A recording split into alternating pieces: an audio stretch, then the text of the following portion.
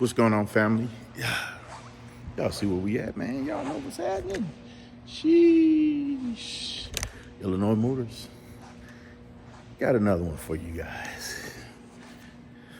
Something very different, something very unique.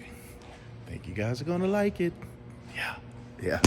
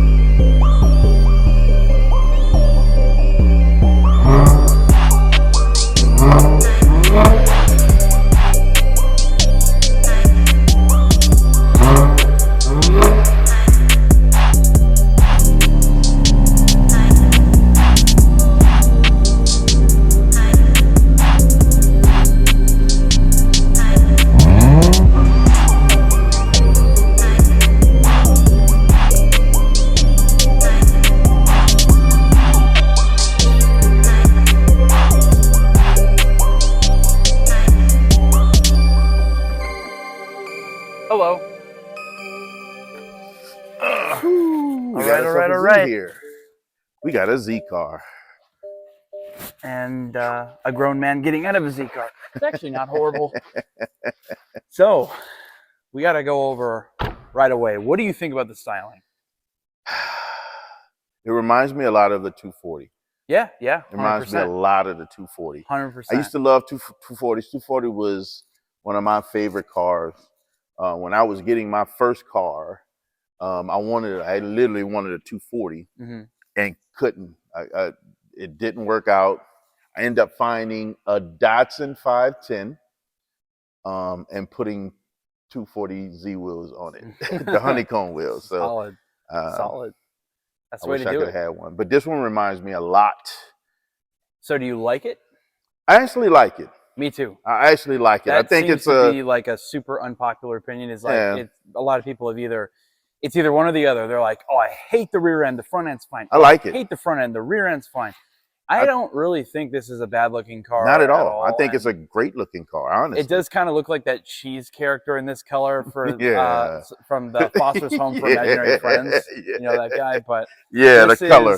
But that's just the color. Like, right? So it doesn't the front end doesn't help when I make that comparison, but you know. I think they did really good with the styling, with the rear diffuser, with the front of the car, the black top. I got to turn the lights on because I really love the taillights in this car. They're like... I do as well. The only thing, now I know there's one thing that gets flack. Yeah, they are pretty cool. I like it. I think they're really, really cool taillights. They did a great job with these. You know what taillights they remind me of? What?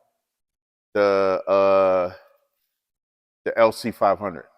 Yeah. It has a feel. Yeah, for sure. Yeah. That's what it reminds me of. I like what they did with the tips, exhaust tips, the rear diffuser. The one thing that gets flack on this car, one thing that I know of, is how big the... Bro, this thing is huge. And I'm pretty sure it's a... Oh, yeah. Wow. I mean... It's huge. That was a style choice. They chose to do that. They chose that. That thing is huge. Well... The paint is absolutely beautiful. Yeah, it's really cool. So this paint scheme is actually unique to the Z Proto Spec. This is a Proto Spec. There's only these so the whole car is only for the North American market, actually, which is kind of interesting. But this car, they only made 240 in the Proto Spec, as a nod to the 240. 240. So I think that's pretty neat, actually. And it's just a super bold spec with the bronze wheels too.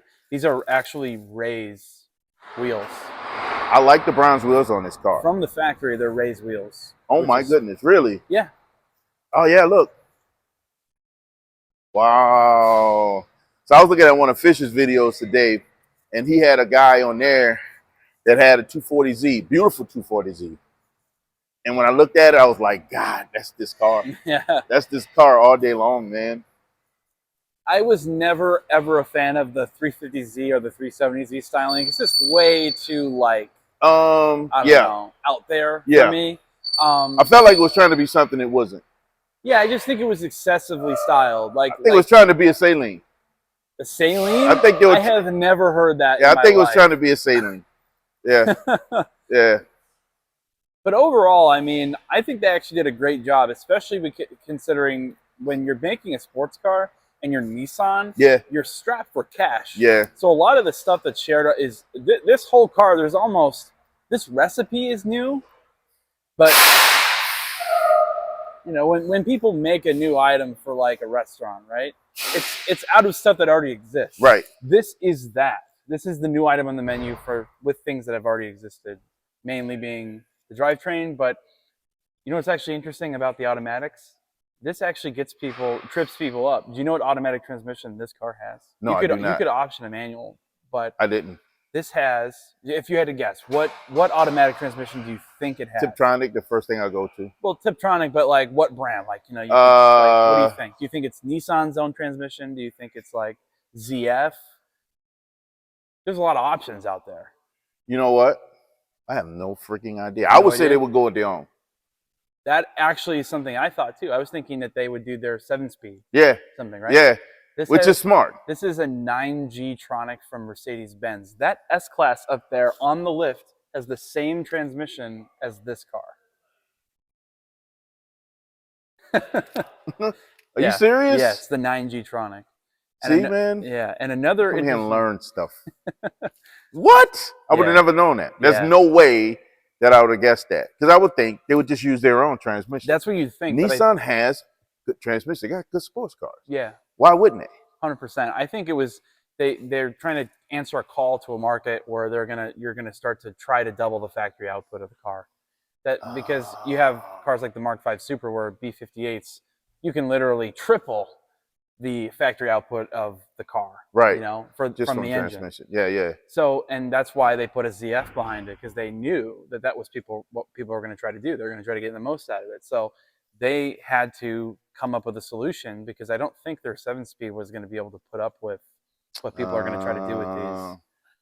Yeah. And the 6-speed dual clutch from like the GTR is a little bit old hat at this point. Yeah, I would say so. And I don't know if that's a transaxle. It might be, and that's another totally different situation going on. I don't know. Yeah. I'm sitting here trying to think right now, and I don't remember. I don't remember it being transaxle for some reason. It might be. I mean, and it might be because, you know, GTR they did a lot of things trying to chase after Corvette, so might be. It might be. 100%. This thing is just, so to your point, just thinking about at least those the only person I now see doing anything with this is Steve, not Steve, from Street Speed 71, not Street Speed. I don't know who you're talking about. This is all on you. Why can I'm literally just straight blank here. He's a YouTuber? AdamLZ? The Stradman. Oh, the Stradman. The Stradman. He's already got his wide body. Really? I think it's wide bodied already. Interesting. Airbag, air ride. He's got air suspension. He can put that thing all the way on the floor. He's the only person I see that's doing something with it, which is interesting because so many people were so excited about that, about the Vet, about the C706. C8. The C806. And You let it go. It's like they got over it really quick. Like, well, I Street think Speed got over it. Stratman got over it. The only person right now that's muscling through it right now is Speed Phenom. yeah. He's muscling through it and treating it like how it's supposed to Tracking it and be. everything. Yeah, he's tracking. He's treating it the way it's supposed to. Right. But then I don't know. Amelia. Oh, Amelia. My goodness. Amelia. Bro, I'm just it's been a long week. Need you to be patient with me, guys. So she's chopping hers up and doing some amazing twin turbo stuff to her cars. Mm-hmm. And so she's taking them to a whole entirely different level. However, which I think is a great market ploy for people that are making exhaust and things like that. 'Cause she's getting to test the one-offs and getting to figure out what would be great to market for those parts for that car. So, in my opinion, she's doing the service, whereas those guys got bored with it kind of quick. Yeah, I think that whole Stratman thing's a totally different situation. But I think the point is that's like the whole thing with the Z06 is. Hi, we're back. Yeah. So here's the honest reason why I think the Z06 is not really the platform right now. That is like a completely unexplored world of a brand new powertrain. The drivetrain stuff is mainly the same. It's all upgraded off of what the C8 was before, but the platform is still extremely new. This is like, as I said before, this is like a stew of brand new. It's all put together for the first time, but this is all existing stuff, and it's got a new shell. And honestly, I drove this, and I drove a Mark V Supra, and I can tell you, a lot of the reviewers say the suspension is a little bit too softly damped in this, and it's a little bit too drifty and things like that. But I did not like the Mark V suspension, Mark V Supra suspension at all. You like this one? I like this more. And I'm not just fluffing it for the video because we have this for sale. If we had two together, I'd tell you that. No, and I think that one thing I like about you and these and the reviews that we do is your honesty. So I don't think that there's anything about what you're saying is you never throw fluff. You always are very honest about what you say. If you don't have anything good to say, you don't say it normally. Yeah, that's just what it is. I'll give you the objective facts and why it's it's good. But the thing is to me, I liked this car a lot more than I was expecting because I was thinking, okay, well, 370Z chassis and and it's got a Q50 3.0 motor.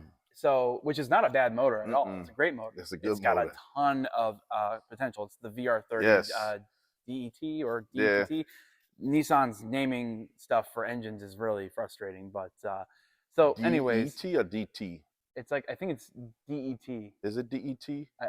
Someone's gonna call us wrong. Yeah, I know what you're talking about. Yeah. Just put it in the comments. Anyways, it's a twin turbo V6. It's a good platform. Yeah. You can get this in a manual. You can get an automatic. And let me tell you something. Without this car, we would have never. We would have never gotten a manual Supra. Wow. Because if you think about it, someone has to apply the pressure, right? When we did the TRX video, right? Yeah. We didn't talk about we're like, a Raptor R wouldn't have happened if it wasn't for Dodge applying the pressure with the TRX. True. So the competition makes the world a better place for the consumer. Yeah. And we get cooler products. Yeah, we do. And the diversity of these products is what I enjoy so much about that competition, especially when we're in a time frame like now where there is such a variety of stuff you can have. I mean, literally here we have a hardtop manual C5 base, tons of potential with the platform, Subaru STI, right? Yep. You got your S197 Mustangs. We have a whole host of them. We have a Shelby, we have a Hertz Rent-A-Razor. I counted. Yeah. 16 Mustangs. They've taken over the Mustang game. A lot of Mustangs. Yeah. But the point is there's a ton of variety now. And like if you're looking for a sports car, there's no shortage of that stuff, even on the used side. Yeah. And this is just even better because you're getting more variety and you're getting more options. Yep. And this is providing a totally different flavor and approach to the Supra. Yeah. This is I would agree. Really the return of the Z. And I think for what they did, this is actually a really impressive car. Man, they did good with this car. I have no complaints. Yeah, I agree. This car doesn't offend me by any means. I Yeah. like it. They did a great job. This spec is really, really nice. This color with those wheels, phenomenal. And check out the interior. Man, we got illuminated Z on the. You'll have to probably flip the lights back to auto if you want all the dash to come on and everything. And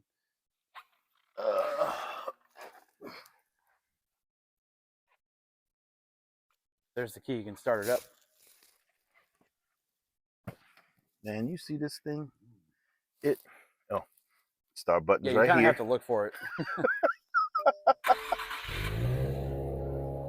It sounds really nice, especially from the inside.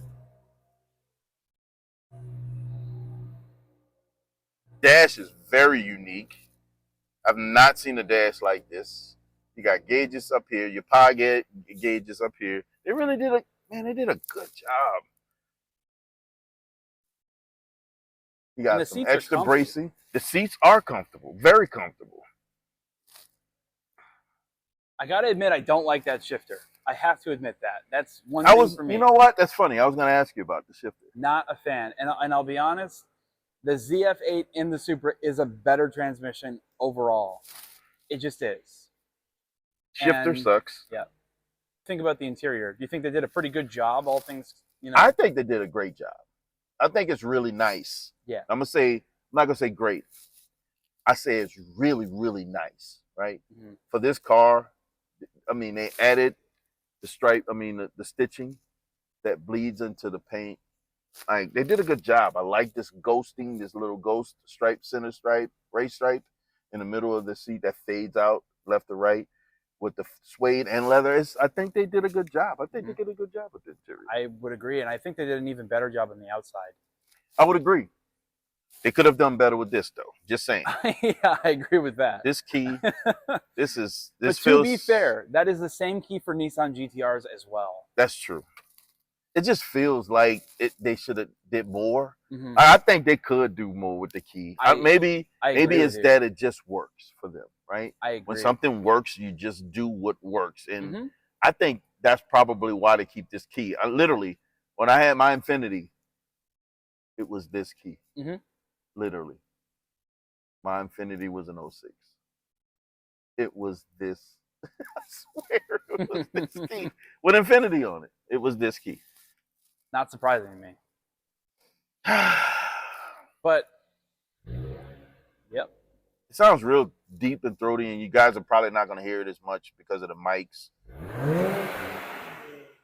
So here's the nice thing about this motor. When I drove it, I didn't expect it to sound as GTR-ish as it does, but when boost kicks in, God, does it sound... This, to me, is like, when you drive it, it squats real hard, and it literally gives you that, like, oh shit GTR feeling. To me, this is like the rear-wheel drive psychotic GTR that I always wanted. Yeah, because GTRs are like safe cars. Yeah, this feels like it's got some edge to it. Which is like, because it's rear-wheel drive. I like that. I like that a lot. It's sketchy, but I think that's what's fun about a sports car is it should have some bite. Yeah. That's what I get from my car. And we got to take a look at what gives it the bite. Yeah, let's take a look at that. Oh yeah. Probably let you get out first before you. There it is.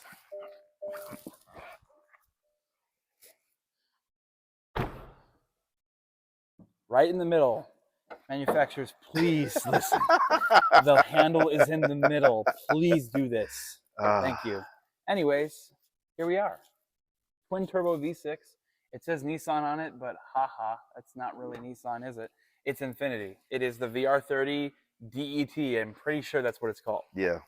And this is a really impressive engine for a lot of reasons. Oh, it is. It's super capable. They sound pretty cool.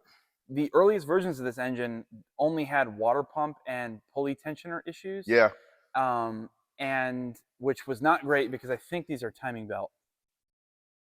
Yep, they are timing belt. That was not good, but that is all worked out. So this whole setup is tried and true. The 9G Tronic is in a vast range and array of Mercedes-Benz vehicles, which take a ton of power. It's a great transmission. So and like all the E63 stuff, that's 9G Tronic gearboxes. And just to let you guys know, I'm sure some of you guys already know, but this motor you know, originally is out of the Infinity line, Right, yeah, the right? So 250. it's touted the baby GTR, right? Twin turbo V6 is touted the baby GTR. So literally, you can go to. This is not a good day to be remembering for me because I just don't remember anything. AMS. Yes, You yes. can go to AMS. They already have all of that explored. They And know the because limitations. Infinity. Like the Q60 S line, a red line. Sport, the 3.0 turbos. You're They're talking a vehicle that could. They already have worked this out. They already have packaged and kits. You go over there, you're gonna see these. You're gonna see that's what's so great about Audis. this. You're It's gonna like, see Lambos that are all getting worked by these guys. And listen, I had a buddy of mine who has the S line, the 60X line, and he got work done over there, and that thing is a beast. It is ridiculous. It's fast. It scoots like you would not believe. And I absolutely see why they call it the baby GTR. The difference though is this is rear-wheel drive, which is what I Yeah, prefer. that one was all-wheel drive.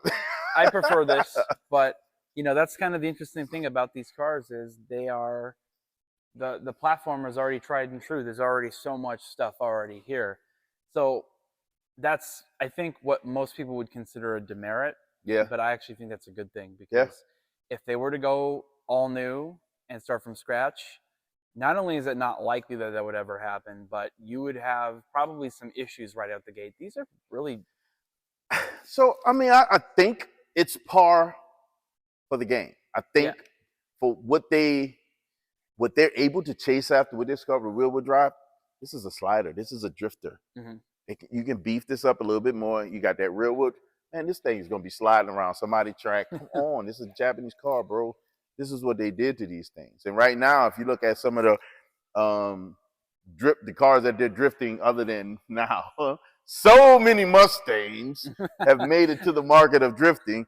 Those old Z cars were drifters. They drift the crap out of them. They do crazy stuff with the camber and the angle of the suspension, and they drift them. This is pretty close to getting there again. I mean, it's rear-wheel drive. They got the twin turbo. You just need to beef up what you have. You can slide this car. It's crazy. I've always said the 350Z is the Zoomer 240, and it absolutely is. And this is going to be virtually the same. Yeah. The nice thing about this car is just availability and availability of how you want it. Yeah. I think the fact that they're coming out of the gate with a manual option and the 9-speed like this car has, yeah, such a great idea because it not only did it force Toyota to put a manual or beg BMW to develop a manual to put in the Supra, it also opens up the door for just so much more variety of builds and types. These are actually considerably more affordable in price too. Yeah, they are. Not the Proto Spec. Proto Specs do bring a premium. Yeah. Like this one here, but they, you know, the base is 40 grand for one of these, and they all have twin turbo V6s. There's a lot of stuff there. You know what you can get for 40 grand in a Supra? You can get a 4-cylinder. That's it. And it's the flat 4-cylinder from Subaru. Ooh. Yeah, you get a car that has so much potential for fun. And it's probably, I've never driven one. And based on what Tim is telling me, it's fun out the gate. It's fun. It's already fun out the gate, right? And to be able to know that you're still buying a car that still has so much more potential, you can't beat that. I like how they sealed this off even more. Mm-hmm. Like this literally seals off under the hood like you would not believe. They've done a great job with that. There is one demerit. There's actually one positive to this car over the manual. If you're thinking about getting one of these and you're between like manual and automatic, these are louder than the manual. What? Did you know that? No. And it's all because of California's extremely dumb and outdated test for a manual transmission. That's so crazy. It's actually not a test for manual transmissions. It's more or less a test for noise regulation, where automatic transmissions have the edge. You have to do a certain amount of speed in a certain amount of distance. And if the car makes a certain amount of decibel noise too high, it's too loud and can't be legally sold in the state of California. Ridiculous. So these, because you have the advantage of the automatic and you have 9 gears, right? Yeah. You can pass that test considerably easier. But So the now gear manual, transmission, yeah, it keeps it nice and quiet. You have to be in like second gear and you have to floor it. Yeah. And if it makes too much noise where you're in second gear, it's going to make some noise. It's going to make tons of noise. Right. So that's why these get to be louder. That's so crazy. But anyone who's buying these cars is hacking mufflers off right away. Come on, or doing man. a resonator. They're going to be doing way more to these cars than was there. I want to see the back. That's the best part for me, the back of the car. Yeah. Is there a button back here? Oh, to open the trunk? Yeah. Well. Oh. Is there? Oh, yes. Yeah. I was going to say we could whip out our extremely exclusive key, which actually doesn't have any trunk buttons on it. Believe it or not, it's right here. Oh. Isn't that crazy? That's news to me as well. Just like, see? 360 learning here. Floor mats, really. There is some decent space. You can put some stuff back there. There is some decent space back here, man. It sits a little high, but I mean, other than that, it's, it is a true two-seater, just like the Mark and rear-wheel drive. Is this transaxle? I don't think so. Okay. Usually that's what happens when you had lose that space back here. Mm-hmm. I really doubt that they put a transaxle on here. Okay. I doubt it. But it's still got really, really good space back here. This is nice. So, got to answer the question before we wrap this up. Yep. Mark V Supra or Z? What's your personal preference? What do you think? That's a good one.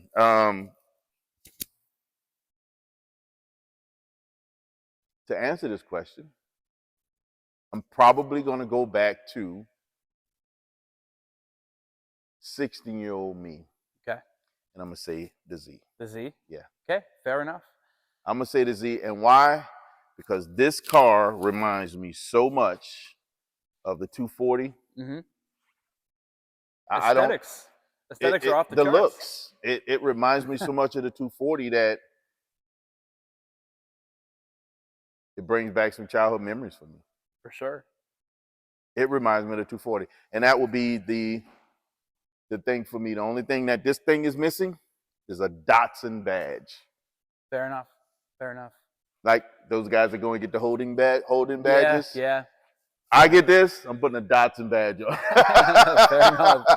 Fair enough. I'm putting Datsun on it. I'll level with you. Yeah. This is my take. If I had to have, this is the way that my brain is kind of working. I've heard that they've worked out suspension with the Mark V Supra, and it's better damped in the manual. So This is what I'll say.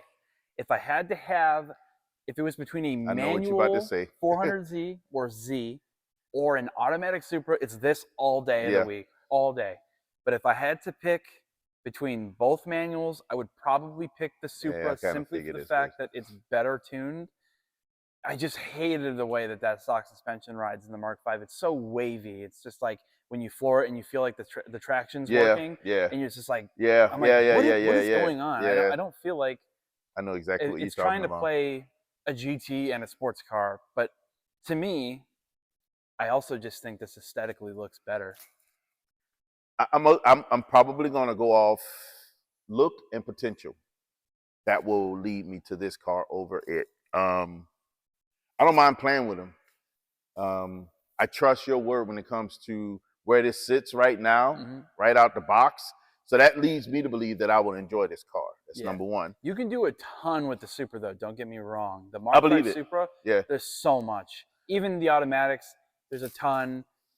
You do have to ship your ECU off to some crazy country after 2021 if you want to get some tuning done. Being an Infinity fan, I've been a fan of Infinity for a while, having had owned them as well. So knowing what the baby GTR motor is capable of leads me right back to this car. Yeah. B58, you can't. Here's the thing: potential is an interesting one. It is because it's technically subjective. think, also, I guess if it's power potential, the Supra's the winner because there's way more to be had. There's more. Yeah. But you can still double factory output of this for sure. Oh, you can. I mean, this car, you can actually put the GTR turbos on this car. That's pretty. I mean, I can believe that. I mean, you can put the baby, and that's the next. So my buddy, he's also one of my financial guys. That is his next step. He's putting He's putting the GTR turbos on his car. You can do that. They have a package, and it's good to step up so you're not paying that chunk all at once. But it's very capable. And you're talking, I want to say he's just south of 500. To the wheels? Yeah, to the wheels. Everything is to the wheels. And with those turbos, it pushes him north of 6. I'd believe that for sure. And with the weight of this car, oh God, he's all-wheel drive. This rear-wheel drive it will remind me of the Vet. Yeah, it'll get out on you for sure. I mean, stock, it'll kick you around a bit. I'm telling you, it's kind of shocking. I always thought to myself, every GTR I've been in, I'm like, man, if only the power went to 2 wheels. Right. It would be objectively worse, yes. right? Because you'd spin and yes. like whatever. But yes, I love a little bit of danger. Yeah, well, same here. Yeah. Right. So it's I looked at GTRs before I bought the Vet, and the Vet, so I can't say I bought the Vet for the danger. The danger factor is what I experienced after getting in and owning and driving and just getting used to the car that I felt like was trying to kill me every time I pushed the pedal. So, yeah, man. Listen, bro, this thing is not average. Although, great comparison with the Supra. I think that gives people something to think about. Like, okay, I'm looking at this car. So what do I compare it to, right? That is the comparison. That is the comparison, right? And this is it. Man, we're not doing a normal around here, guys. Not only that, but to get this car here, you're not getting just your average Z car. You're getting a Proto Spec, baby, with a killer spec altogether. The interior is stupid. These wheels on this paint is just phenomenal with that black top. Bro, they're not doing an average around here, guys. Not at all, guys. Listen, they don't do the norm around here. Why? We were designed from greatness, guys. Because we were designed from greatness, you have the right, the responsibility to never be average. Guys, don't be average.